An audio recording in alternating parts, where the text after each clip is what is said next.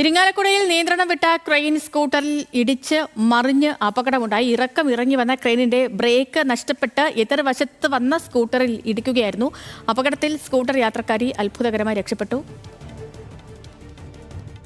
വണ്ടി ഇറക്കത്തുനിന്ന് ബ്രേക്ക് പോയി, പിന്നെ കയ്യിൽ നിന്നില്ല. ചേച്ചി അവിടുന്ന് വരുമായിരുന്നു. ചേച്ചി കണ്ടപ്പോഴത്തേന് പേടിച്ച് സ്കിഡായി വണ്ടി. എന്നിട്ട് ചേച്ചിയെ തെറിപ്പിക്കാതിരിക്കാൻ വേണ്ടിയിട്ട് വണ്ടി കട്ട് ചെയ്തതാണ്.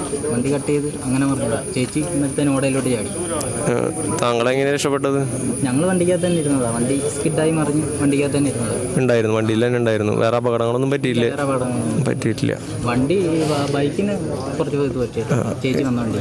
നിങ്ങൾ രണ്ടാളാണോ ഉണ്ടായത് വണ്ടിയിൽ? രണ്ടാൾക്കും വേറെ പരിക്കൊന്നുമില്ല. ലെവിൻക്ക് വെച്ചിട്ടുണ്ട്. ലെവിൻ, എന്താണ് അവിടെ സംഭവിച്ചത്?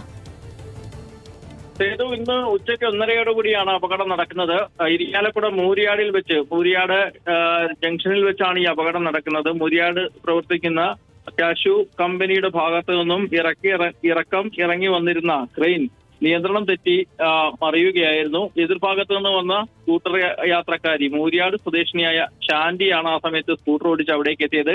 അവരുടെ ദേഹത്തോ ശരീരത്തോ വാഹനത്തിലോ വണ്ടി തട്ടാതിരിക്കാൻ വേണ്ടി വെട്ടിച്ചു മാറ്റുന്നതിനിടയിലാണ് സ്കൂട്ടർ നിയന്ത്രണം തെറ്റി മറിയുന്നത്. ശാന്തിയും അപകടം കണ്ട് സ്കൂട്ടറിൽ നിന്ന് ചാടി തൊട്ടടുത്ത കാനയിലേക്ക് ആണ് എടുത്തു ചാടിയത്. രക്ഷപ്പെടുകയും ചെയ്തു. തലനാരിഴയ്ക്ക് മാത്രമാണ് ഇവർക്ക് ഈ അപകടത്തിൽ നിന്നും രക്ഷപ്പെടാനായത്. ചാട്ടത്തിനിടയിൽ ചില പരിക്കുകൾ ഇവർക്ക് സംഭവിച്ചിട്ടുണ്ട്.